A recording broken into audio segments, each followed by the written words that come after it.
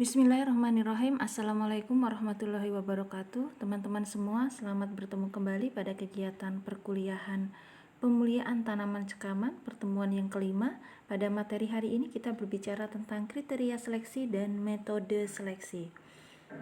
Teman-teman semua, kita mengetahui bahwa tanaman berkecekaman atau tanaman toleran terhadap cekaman itu bisa kita lakukan atau bisa kita temukan dengan melalui berbagai seleksi. Nah, kriteria seleksi ini digunakan sebagai panduan atau acuan agar program pemulihan tanaman berjalan dengan efektif dan tepat sasaran. Kriteria seleksi dapat dilakukan pada populasi tetua maupun pada populasi yang sedang bersegregasi. Beberapa karakter pada tanaman dapat menjadi kriteria seleksi untuk pemulihan tanaman cekaman abiotik. Kita bisa menentukan karakter untuk kriteria seleksi. Nah, misalnya kita bisa memilih karakter berdasarkan morfologi, misalnya daun, batang, akar, bunga, biji, bunga, polen, dan putik. Secara fisiologi, dapat karakter fisiologi yang bisa kita ambil, misalnya ada klorofil, protein, asam amino, fotosintesis, metabolisme, transportasi, dan osmosis.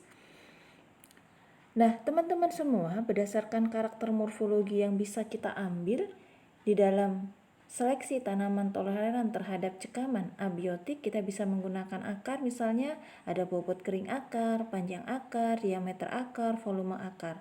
Pada bagian daun kita bisa mengambil luas daun, warna daun, kemudian bulu pada daun ataupun tebal pada daun. Demikian juga pada batang, misalnya yang paling mudah adalah tinggi tanaman. Kemudian bisa juga bobot tajuk, diameter batang, jumlah anakan produktif ataupun kerebahan. Pada bunga juga bisa kita lihat, misalnya kerontokan pada bunga, jumlah bunga, ataupun umur bunga. Dan yang terakhir kita bisa menggunakan buah dan biji, baik pada jumlah, diameter, buah, produksi maupun umur panen. Nah, teman-teman semua, karakter fisiologis yang bisa kita ambil bisa meliputi kandungan klorofil, kemudian lapisan lilin atau lapisan lilin pada kutikula, kemudian laju fotosintesis, perilaku stomata, membuka menutup ataupun penebalan stomata, laju osmosis, dan senyawa biokimia seperti prolin, asam abisat, asam oksalat, asparagin, dan lain-lain. Nah, pada minggu yang lalu kita sudah belajar bagaimana peran dari prolin dalam mempertahankan kestabilan tanaman terhadap cekaman kekeringan. Nah, teman-teman bisa melihat pada diagram yang saya sajikan di depan teman-teman bahwa keberadaan prolin itu akan menjaga potensial air yang ada pada suatu tanaman. Sehingga keberadaan prolin ini akan menjaga agar air tersedia dengan baik, molekul-molekul air, dan menjaga agar enzim-enzim di dalam tubuh atau protein di dalam tubuh yang lain itu bisa bekerja secara optimal, sehingga keberadaan prolin ini bisa mencegah tanaman untuk mengalami cekaman akibat kekurangan air ataupun salinitas. Nah, teman-teman semua, kriteria seleksi untuk cekaman kekeringan ini bisa kita lihat pada beberapa tanaman, contoh pada wheat.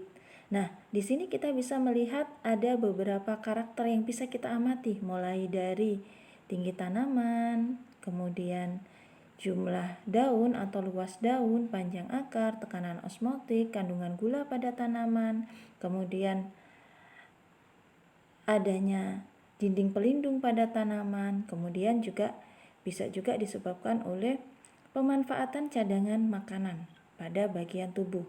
Jadi cadangan-cadangan makanan yang ada akan dimanfaatkan ketika tanaman mengalami cekaman.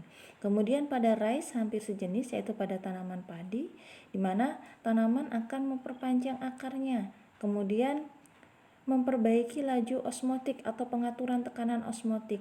Kemudian tanaman juga mempertahankan agar malainya tetap fertil. Nah, tanaman-tanaman lain juga mengalami kriteria seleksi untuk cekaman kekeringan. Jadi apa saja karakter yang bisa kita ambil? Nah, misalnya pada sunflower atau bunga matahari, panjang akar, kemudian pengaturan pada tekanan osmotiknya. Pada tanaman sorghum hampir sama, Dia juga mencoba untuk mengatur tekanan osmotik, kemudian berusaha untuk tetap bertahan hidup sampai mampu menghasilkan bunga atau stand green, kemudian memperpanjang akar dan juga membentuk lapisan pelindung di dalam kutikula atau epikutikularnya. Nah, teman-teman semua, seleksi berdasarkan kriteria seleksi ini sangat berhubungan dengan keragaman pada tanaman, dan keragaman yang dihasilkan sangat penting untuk pekerjaan pemuliaan tanaman. Seleksi tidak menciptakan keragaman, akan tetapi ia berperan atas adanya keragaman, dan seleksi hanya akan efektif jika berlangsung pada adanya perbedaan turun-temurun. Berkenaan dengan metode pemulihan yang akan dipilih, maka perhatian utama diarahkan kepada populasi mana yang akan dilakukan seleksi dan metode seleksi yang akan diterapkan. Seleksi berdasarkan kriteria seleksi. Seleksi pada tetua, jadi tetua sebelum persilangan atau tetua yang akan dijadikan persilangan, itu bertujuan untuk mengetahui informasi keturunan yang akan diproduksi dan berapa lama karakternya akan bertahan pada populasi. Kemudian seleksi pada keturunan memakan waktu yang lebih lama tentunya teman-teman daripada seleksi tetua karena jumlahnya yang banyak dan membutuhkan beberapa generasi. Seleksi pada satu sifat menghasilkan kemajuan genetik yang lebih tinggi dibandingkan dengan seleksi pada beberapa sifat sekaligus. Dan seleksi pada satu sifat kemungkinan menghasilkan tanaman yang mempunyai kemampuan adaptasi rendah terhadap lingkungan. Itu kelemahannya. Nah, oleh karena itu kita akan membagi metode seleksi menjadi dua, yaitu ada seleksi langsung dan seleksi tidak langsung, seleksi direct dan indirect. Nah, teman-teman, kita membahas dulu untuk seleksi langsung. Jadi seleksi langsung dapat diartikan sebagai pemilihan secara langsung genotip-genotip terbaik berdasarkan karakter-karakter yang memenuhi kriteria seleksi. Seleksi langsung dapat dikategorikan ke dalam seleksi langsung berdasarkan satu sifat dan seleksi langsung terhadap beberapa sifat. Sehubungan dengan seleksi terhadap banyak sifat, metode yang dapat dipilih itu ada 3, yaitu seleksi berurutan atau tandem selection, kemudian ada seleksi simultan, independent collation, kemudian yang ketiga adalah seleksi indeks atau index selection. Nah, kita coba bahas pada seleksi langsung.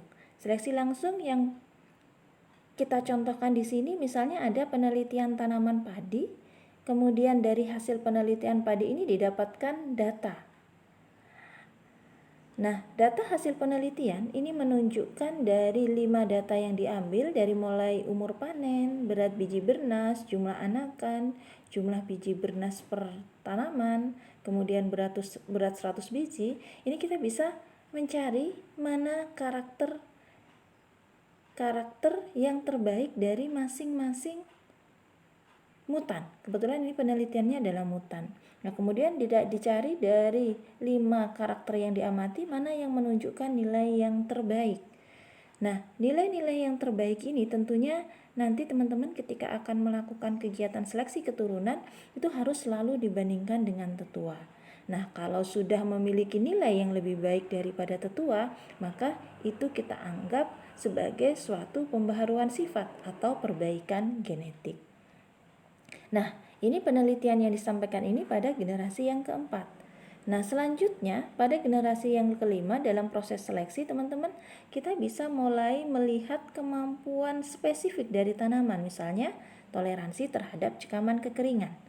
Nah, bisa juga dilakukan pada fase perkecambahan seperti yang akan kita lakukan pada kegiatan praktikum besok.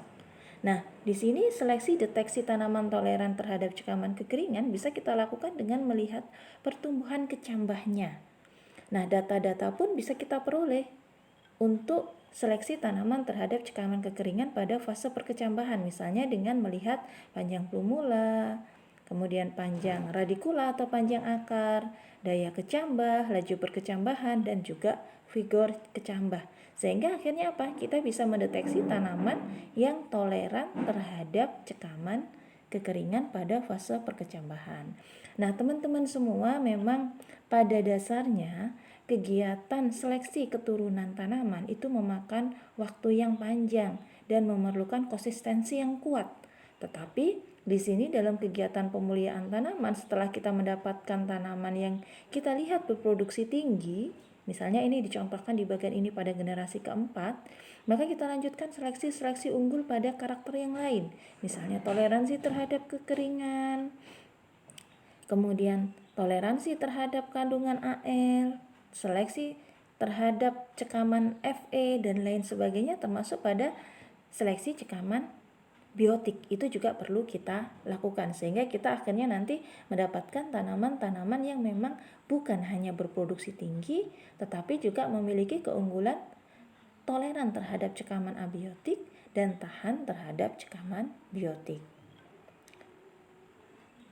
Nah, pada seleksi langsung kita juga bisa dilakukan dan juga bisa juga dilanjutkan dengan seleksi tidak langsung. Nah, pada seleksi tidak langsung dapat diartikan sebagai pemilihan secara tidak langsung genotip-genotip terbaik berdasarkan karakter-karakter yang dinilai memiliki hubungan dengan tujuan akhir pada program pemulihan tanaman, misalnya pada karakter daya hasil, kemudian ketahanan terhadap penyakit, dan lain sebagainya. Nah, seleksi tidak langsung diduga dianalisis dengan dua metode, yaitu korelasi antar karakter dan analisis lintas, atau biasanya nanti analisisnya disebut dengan analisis sidik lintas. Nah, teman-teman semua, pada analisis korelasi antar karakter kita mencoba untuk mengetahui keeratan hubungan antara dua peubah atau lebih.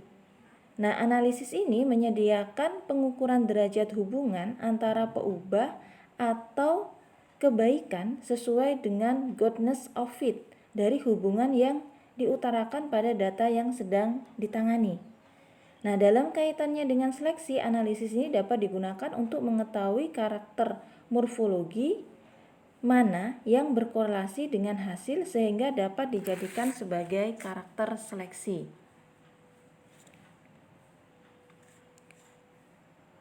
Nah, dalam kegiatan analisis hubungan korelasi, ini kita melihat korelasi antar karakter, dan biasanya akan berdekatan dengan angka -1 dan 1.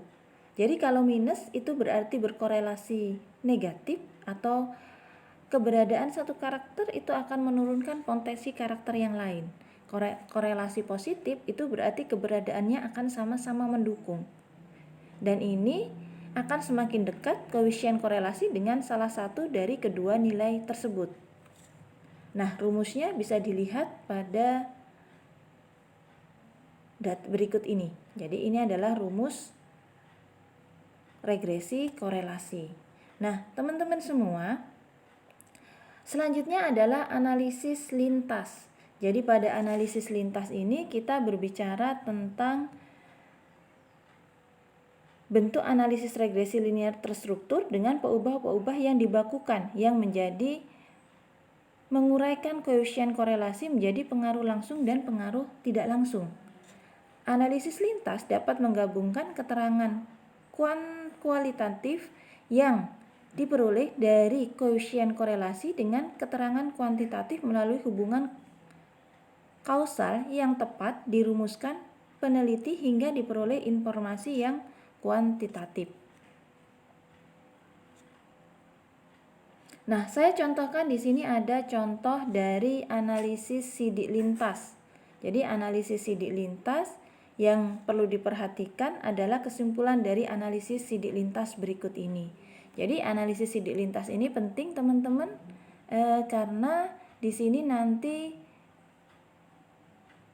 kita akan mempelajari karakter-karakter yang akan berperan. Jadi hal-hal yang perlu kita perhatikan, yang pertama, jika korelasi antar kedua peubah hampir sama dengan pengaruh langsungnya, maka korelasi tersebut menjelaskan hubungan yang sebenarnya dan seleksi langsung melalui peubah tersebut.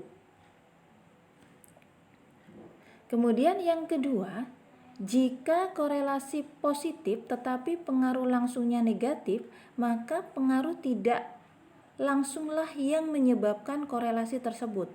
Pengaruh tak langsung ini merupakan peubah yang harus diperhatikan lebih lanjut.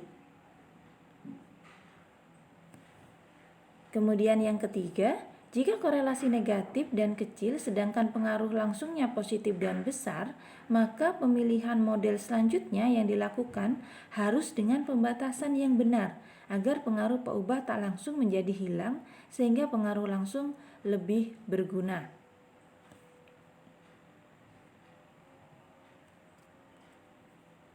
Nah, pada analisis sidik lintas dicontohkan pada diagram berikut ini ya teman-teman, mohon diperhatikan. Ini kita mencoba mencari karakter-karakter yang dia berperan terhadap produksi tanaman. Jadi yang berperan terhadap produksi tanaman. Nah, di sini bisa kita lihat dari ada 5 karakter yang tersaring berkaitan dengan produksi tanaman, mulai dari lingkar batang, bobot basah, kemudian tinggi tanaman, bobot kering, dan kemudian jumlah buah per pohon. Nah, dari hasil analisis sidik lintas bisa kita ketahui bahwa yang paling berperan utama di dalam produksi itu adalah jumlah buah per pohon yang paling di sebelah kanan. Tetapi ada 4 juga yang berpengaruh, namun pengaruhnya masih di bawah jumlah buah per polong. Oke, baik teman-teman, itulah materi yang kita sajikan ya untuk hari ini. Dan saya ingin adanya pengayaan materi untuk teman-teman semua dengan membuat resum yang berkaitan dengan materi, kriteria seleksi, dan metode seleksi pada tanaman sekaman abiotik. Ini nanti bisa didapatkan dari berbagai sumber. Nah, materi yang ingin saya dapatkan dari teman-teman adalah berkaitan spesifik tentang seleksi langsung. Jadi seleksi langsung tadi kita sajikan ada seleksi berurutan yang pertama, kemudian yang kedua adalah seleksi simultan, kemudian yang ketiga adalah seleksi indeks. Silakan teman-teman dibuat secara khusus perbedaan dari 3 jenis seleksi tersebut dan berikan contoh-contohnya dalam bentuk resum. Nah, resumnya nanti silakan dikirimkan di kolom e-akademik pertemuan yang kelima sebelum pukul 12. Jadi silakan dibuat resumnya berdasarkan materi ini dan dikuatkan untuk 3 jenis seleksi langsung yang saya sebutkan tadi. Baiklah teman-teman, semoga nanti akan menambah pengetahuan teman-teman dengan membaca banyak literatur yang berkaitan dengan materi kita hari ini. Saya ucapkan terima kasih atas kehadiran teman-teman semua pada kegiatan perkuliahan kita pada hari ini. Semoga bermanfaat dan menambah ilmu pengetahuan dan menjadikan teman-teman adalah orang-orang yang semakin tangguh di bidang pertanian dan nantinya akan menjadi orang-orang yang membangun pertanian Indonesia. Saya ucapkan terima kasih. Assalamualaikum warahmatullahi wabarakatuh.